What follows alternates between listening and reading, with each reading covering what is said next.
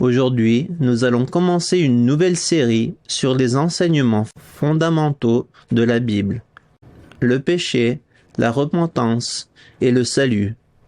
La compréhension de ces trois sujets majeurs affectera radicalement notre marche avec Dieu. La Bible affirme que tout le monde sur terre est pécheur et nous dit également que la punition que nous méritons pour nos péchés est un châtiment éternel en enfer. Nous vivons dans une culture qui a une haute opinion d'elle-même. Les Canadiens se considèrent comme des gens bien. Par conséquent, il est difficile pour beaucoup de comprendre pourquoi ils doivent être punis en enfer. Comme la plupart des gens ne comprennent pas ce qu'est le péché, ils ne comprennent pas qu'ils ont besoin d'un sauveur. Commençons par lire une histoire qui se trouve dans le livre de Luc. Dans cette histoire, Jésus explique à Simon, un pharisien, que s'il ne comprend pas ses péchés, il ne peut pas aimer Dieu. Écoutez ce qui se passe. Luc chapitre 7, versets 36 à 47. Un pharisien invita Jésus à manger. Jésus se rendit chez lui et se mit à table. Survint une femme connue dans la ville pour sa vie dissolue. Comme elle avait appris que Jésus mangeait chez le pharisien, elle avait apporté un flacon d'alabâtre rempli de parfum. Elle se tint derrière lui, à ses pieds. Elle pleurait. Elle se mit à mouiller de ses larmes les pieds de Jésus. Alors, elle les essuya avec ses cheveux et, en les embrassant, elle versait le parfum sur eux. En voyant cela, le pharisien qui l'avait invité se dit « Si cet homme était vraiment un prophète, il saurait qui est cette femme qui le touche, que c'est quelqu'un qui mène une vie dissolue. » Jésus lui répondit à haute voix « Simon, j'ai quelque chose à te dire. »« Oui, maître, parle, » répondit le pharisien. Il était une fois un prêteur à qui deux hommes devaient de l'argent. Le premier devait 500 pièces d'argent, le second 50. Comme ni l'un ni l'autre n'avaient de quoi rembourser leurs dettes, il fit cadeau à tous deux de ce qu'ils lui devaient. À ton avis, lequel des deux l'aimera le plus ? Simon répondit, « Celui, je suppose, auquel il aura remis la plus grosse dette. » « Voilà qui est bien jugé, lui dit Jésus. Puis, se tournant vers la femme, il reprit, « Tu vois cette femme ? Eh bien, quand je suis entré dans ta maison, tu ne m'as pas apporté d'eau pour me laver les pieds, mais elle me les a arrosés de ses larmes et les a essuyés avec ses cheveux. Tu ne m'as pas accueilli en m'embrassant, mais elle, depuis que je suis entré, elle n'a cessé de couvrir mes pieds de baisers. Tu n'as pas versé l'huile parfumée sur ma tête, mais elle a versé du parfum sur mes pieds. C'est pourquoi je te dis, ses nombreux péchés lui ont été pardonnés. C'est pour cela qu'elle m'a témoigné tant d'amour. Mais celui qui a peu de choses à se faire pardonner ne manifeste que peu d'amour. » Dans cette histoire, Jésus est invité dans la maison d'un personnage important appelé Simon. Bien que Simon ait invité Jésus dans sa maison, il n'a pas fait preuve du respect et de l'honneur appropriés envers Jésus. Selon la coutume de l'époque, Simon aurait dû saluer Jésus par un baiser, lui laver les pieds et lui mettre de l'huile sur la tête pour lui souhaiter la bienvenue. Simon n'a pas fait aucune de ces choses, montrant ainsi à tous qu'il ne considérait pas Jésus comme quelqu'un de très spécial. La raison pour laquelle Simon a demandé à Jésus de venir était très probablement la curiosité, mais certainement pas l'amour. Partout où Jésus allait à cette époque, des foules de gens le suivaient et, à cette occasion, il y avait dans la maison une femme de la ville qui avait mené une vie de péché. Nous pouvons être sûrs que cette femme n'aurait jamais été admise dans la maison de Simon si Jésus n'avait pas été là. À cause de la foule, elle est passée inaperçue jusqu'à ce qu'elle se mette à pleurer aux pieds de Jésus.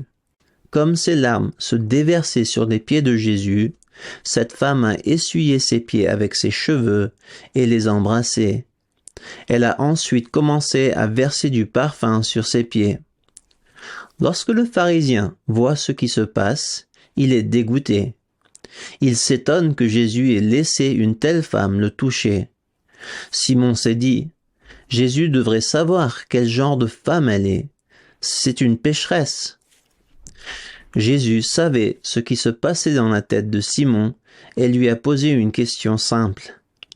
Il était une fois un prêteur à qui 2 hommes devaient de l'argent. Le premier devait 500 pièces d'argent, le second 50. Comme ni l'un ni l'autre n'avaient de quoi rembourser leur dette, il fit cadeau à tous 2 de ce qu'ils lui devaient.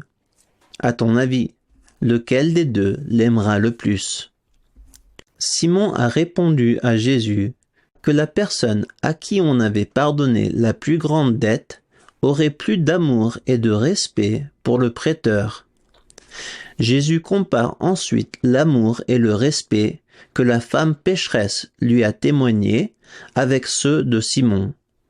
Il termine sa comparaison par la déclaration suivante « C'est pourquoi je te le dis, ses nombreux péchés lui ont été pardonnés. C'est pour cela qu'elle m'a témoigné tant d'amour. Mais celui qui a peu de choses à se faire pardonner ne manifeste que peu d'amour. » Jésus enseignait à Simon que ceux qui comprenaient leurs dettes avaient plus d'amour et de respect pour Dieu que ceux qui ne le comprenaient pas. Selon la Bible, la femme pécheresse et Simon étaient tous 2 pécheurs. Selon la société, seule la femme était pécheresse, mais Simon était un homme juste. Parce que Simon était fier, il ne comprenait pas son péché et ne comprenait donc pas son besoin d'un sauveur. Parce qu'il se considérait comme juste, Simon n'avait pas besoin de Jésus et ne l'honorait pas, ni ne l'aimait. La leçon de Jésus est claire. Plus nous comprenons nos péchés, plus nous aimerons Dieu. Ceux qui ne comprennent pas leurs péchés ne comprennent même pas qu'ils ont besoin de Jésus. Il y a plusieurs raisons pour lesquelles nous allons apprendre à connaître le péché au cours des prochaines semaines. La première raison est de nous donner une idée de notre culpabilité. Ceux qui ne comprennent pas ce qu'est le péché ne se sentent pas coupables, et ceux qui ne se sentent pas coupables ne se tournent pas vers Dieu pour se repentir. Dieu a donné à chacun une conscience qui l'accuse et se sent coupable lorsqu'il pêche. Malheureusement, tant les chrétiens que les non-chrétiens ont appris à éteindre leur conscience. Notre société aime nous dire que nous sommes bons. Les gens aiment être comme Simon et ils aiment se comparer aux autres qui vivent dans le péché. Lorsque nous comparons notre vie à celle des autres, nous pouvons faire taire notre conscience et même commencer à être fiers de notre droiture. Pour se repentir sincèrement, les gens doivent comprendre leur culpabilité. Selon Jésus, plus nous comprenons notre dette, plus nous comprendrons combien l'amour de Dieu est grand.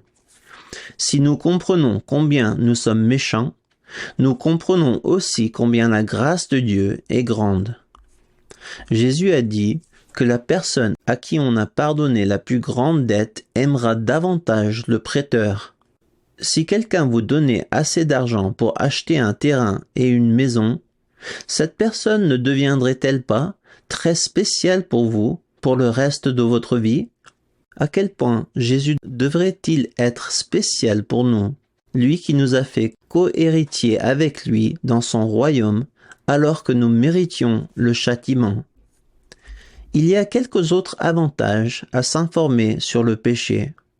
L'une des doctrines les moins appréciées de la Bible est celle du châtiment éternel. Les faux enseignants font tout leur possible pour éliminer la nécessité du châtiment éternel. Il ne fait aucun doute qu'il est très difficile de comprendre pourquoi notre péché entraînera un châtiment éternel. Mais la doctrine est aussi claire que possible dans les Écritures. Plus nous comprendrons le péché, plus il sera facile de comprendre pourquoi Dieu doit punir le péché si sévèrement. Je crois que nous ne comprendrons jamais vraiment la nécessité du châtiment éternel tant que nous ne serons pas confrontés à Dieu le jour du jugement dernier. Lorsque nous verrons Dieu dans toute sa splendeur, nous tomberons tous d'accord avec son juste châtiment. La dernière raison pour laquelle nous apprenons à connaître le péché est de nous aider à le haïr davantage. Plus nous comprenons à quel point le péché est destructeur, plus nous le haïrons. C'est pourquoi je prie que Dieu nous aide tous à comprendre ce qu'est le péché et à quel point il est mauvais. La première question à laquelle nous devons répondre est qu'est-ce que le péché?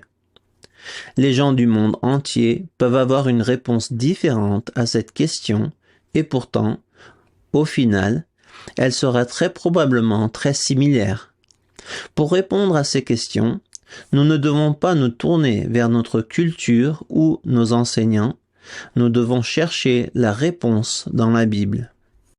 Nous allons définir le péché aujourd'hui, mais il nous faudra plusieurs semaines pour prouver, à partir des Écritures, que cette définition est correcte. Considérons d'abord ce que la plupart des gens considèrent comme un péché. Lorsque la plupart des gens pensent au péché, ils pensent à une action. La plupart des gens pensent à des péchés tels que le mensonge, le combat, le meurtre, l'adultère, la désobéissance, etc. Il est vrai que toutes ces choses peuvent à juste titre être appelées péchés. Le problème est que si vous croyez que le péché n'est qu'une action physique, vous ne serez jamais en mesure de le comprendre correctement. La Bible dit que tout péché mérite le châtiment éternel. Écoutez Jacques à ce sujet. Jacques chapitre 2, verset 10. En effet, celui qui désobéit à un seul commandement de la loi, même s'il obéit à tous les autres, se rend coupable à l'égard de toute la loi. Jacques dit que si vous enfreignez une loi, vous êtes coupable de les enfreindre toutes. Cela signifie que la personne qui ment est également coupable d'un péché tel que le meurtre. Si le péché n'était qu'une action, ces deux péchés ne seraient en aucun cas assimilés. Bien que le mensonge, le meurtre et l'adultère soient considérés à juste titre comme des péchés, il est préférable pour nous de les comprendre comme les fruits du péché. Ces péchés viennent du même endroit. Ils viennent de la racine de l'arbre sur laquelle ils poussent. Certains fruits peuvent être plus gros que d'autres et d'autres plus petits. Certains fruits sont plus belles que d'autres, mais leur racine est la même. La racine du péché, réduit à un seul mot, serait l'égoïsme. Tout péché commis par quelqu'un peut facilement être compris comme étant enraciné dans l'égoïsme. La personne qui vole $1 million et celle qui en vole 5 le font à cause de leur désir égoïste. Il y a un autre avantage à comprendre que le péché provient d'un cœur égoïste. Parfois, nous ne voyons pas l'action mauvaise dans la vie d'une personne, mais même s'il n'y a pas de péché spécifique à pointer du doigt, Dieu proclame quand même qu'elle est pécheresse. Quelqu'un peut être égoïste et bien le cacher. Ce type de personne peut avoir une bonne apparence, mais son style de vie est tout aussi destructeur que celui d'autres personnes. Il est important de réaliser que le péché n'est pas seulement une action, mais qu'il s'agit plutôt d'une décision que quelqu'un prend de vivre pour lui-même. Les gens peuvent cacher leur égoïsme au monde et, en fait, ils peuvent faire des actes justes qui les feront paraître aimants aux yeux de ceux qui les entourent. Dieu ne peut pas être trompé. Il peut voir le cœur d'une personne et il connaît la vérité sur chacun d'entre nous. Le péché ne doit donc pas être identifié comme une action physique. Le péché est la décision que prend une personne de vivre pour elle-même, c'est l'égoïsme. Chaque fois que quelqu'un vit pour lui-même, il pêche, que les actions pécheresses soient visibles ou non dans sa vie. J'ai souvent entendu des gens parler d'un ami non chrétien qui était plus juste que leurs amis chrétiens. Il est difficile de comprendre pourquoi quelqu'un qui est fondamentalement gentil mérite l'enfer éternel. J'ai grandi dans une famille chrétienne et, en grandissant, j'ai eu du mal à comprendre pourquoi je méritais d'aller en enfer. Il est vrai que j'avais péché, mais j'avais du mal à comprendre comment un petit peu de mensonge et de vol pourrait mériter une éternité de punition. Il y a certains péchés dans ce monde qui sont faciles à comprendre comme étant dignes d'un châtiment éternel.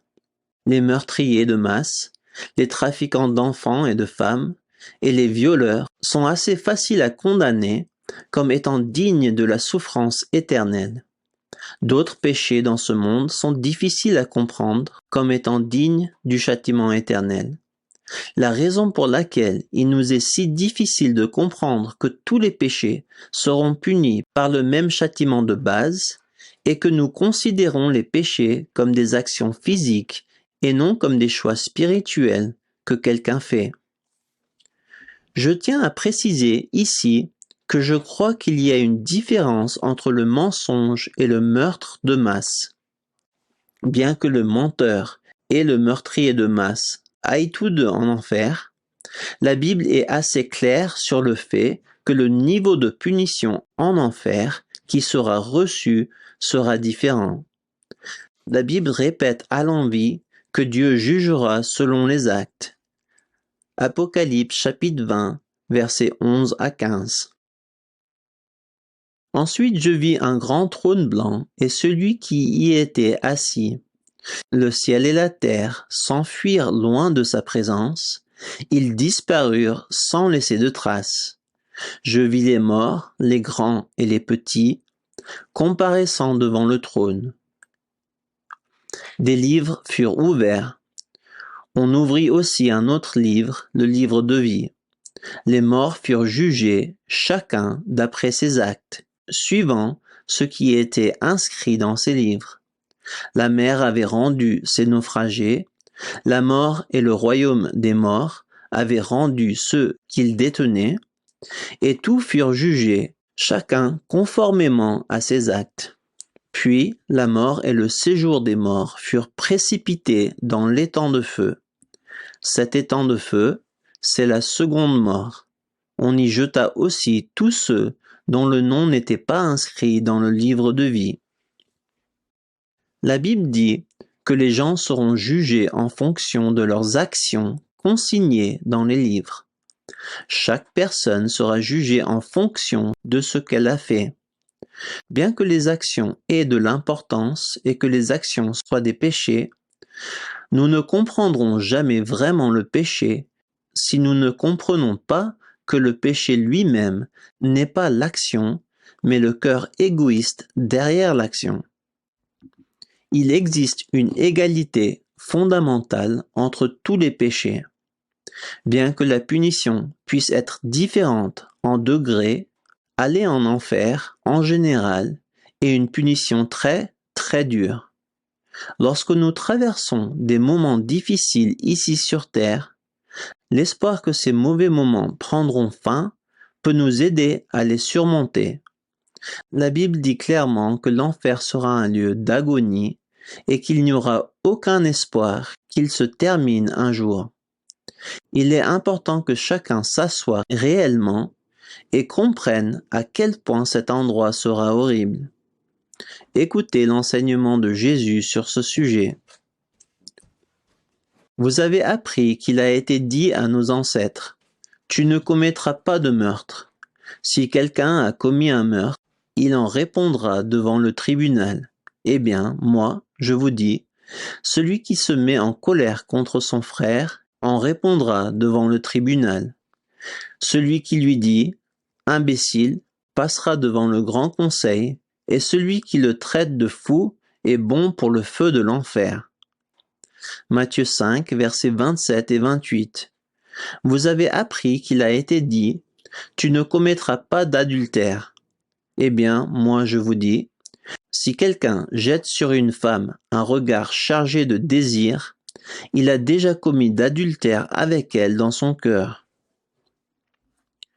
Jésus assimile les meurtriers à ceux qui sont en colère contre leurs frères ou leurs sœurs. Comprenons ici que toute colère n'est pas mauvaise. Jésus s'est mis en colère et pourtant il n'a jamais péché. Jésus parle ici de la colère du péché et de la colère égoïste. Jésus dit que la colère qui est en nous est aussi sujet à jugement que la colère que l'on voit à l'extérieur. Jésus poursuit en expliquant que ceux qui commettent réellement l'adultère ne sont pas les seuls à mériter d'être punis. Jésus dit que ceux qui regardent une femme avec convoitise commettent l'acte physique dans leur cœur et méritent également d'être jugés. Nous devons comprendre que la même convoitise habite la personne qui n'a pas commis l'adultère et celle qui n'en a pas commis. Il n'y a aucune différence entre les deux personnes, car elles sont toutes deux coupables d'avoir le même cœur égoïste et le même manque d'amour. Quiconque a convoité une femme fait partie de la raison pour laquelle il y a tant de trafic de femmes dans le monde. S'il n'y avait pas de convoitise, il n'y aurait pas de traite à l'abus. La Bible dit que votre égoïsme vous rend coupable du crime, que vous ayez ou non commis l'acte. Comprenons quelque chose d'important ici. La même convoitise peut habiter deux hommes, mais l'un commettra l'adultère et l'autre pas.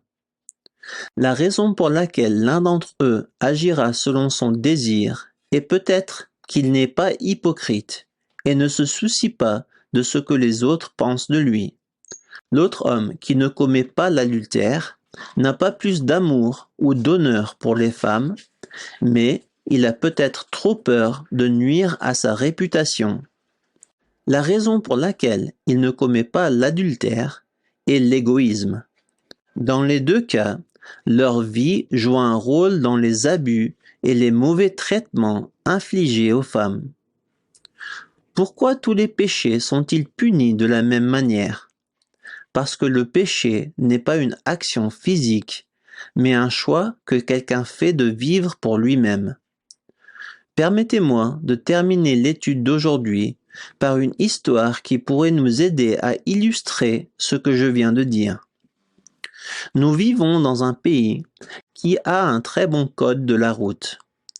Les lois sur les limitations de vitesse que nous avons mises en place sont dans l'intérêt de la société dans son ensemble. Ces lois sont en place pour nous protéger.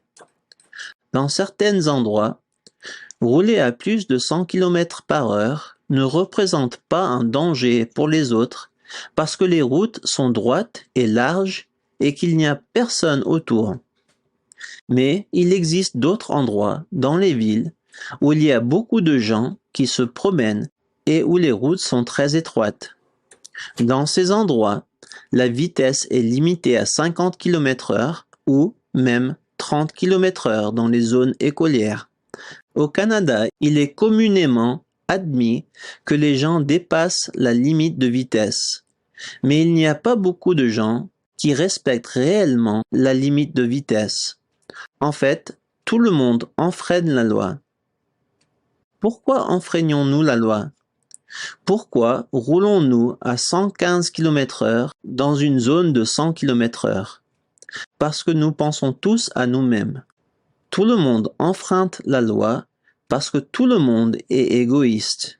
Tout le monde fait passer son intérêt avant la sécurité du public. Bien que tout le monde enfreigne la loi, personne ne considère cela comme un problème. Personne ne pense que c'est un péché, à moins qu'un jour, il n'en voit la manifestation physique. Permettez-moi d'être un peu dramatique afin de faire passer mon message. Imaginez une fille de 5 ans qui joue avec son ballon dans un parc près de la route. Elle a des nattes et elle est pleine de joie. La balle roule dans la rue et, alors qu'elle la poursuit, une voiture roulant à 50 dans une zone de 30 la heurte et elle meurt sur le coup. Ceux qui l'ont vue se faire renverser et mourir sont indignés par le conducteur. Ils demandent que justice soit faite. Le fait de voir cet événement pourrait même changer le reste de leur vie, tant qu'il est choquant. La raison pour laquelle les gens sont si choqués est qu'ils ont vu le péché égoïste caché de quelqu'un s'afficher ouvertement. Le fait est que la personne qui a tué la petite fille ne voulait pas la tuer, mais malheureusement, leur action égoïste de conduire trop vite a entraîné la mort d'une jeune fille. Tous ceux qui criaient pour que justice soit faite étaient également coupables du même péché que la personne qui a tué la petite fille. Tous avaient enfreint la limite de vitesse. La seule différence entre eux et l'autre personne était que leur péché était caché et donc accepté.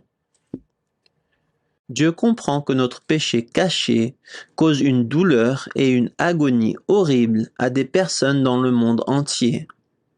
Dieu comprend que nos cœurs égoïstes sont la cause de tous les trafics qui se produisent dans le monde. Nous pouvons cacher nos péchés à ceux qui vivent autour de nous et nous pouvons nous accepter les uns les autres comme des personnes bonnes et décentes. Mais Dieu sait mieux que nous. J'espère que vous vous joindrez à nous dans les semaines à venir pour lire de nombreux versets bibliques qui nous expliquent ce qu'est le péché et pourquoi il mérite une punition éternelle en enfer. Que Dieu vous bénisse, vous et votre famille.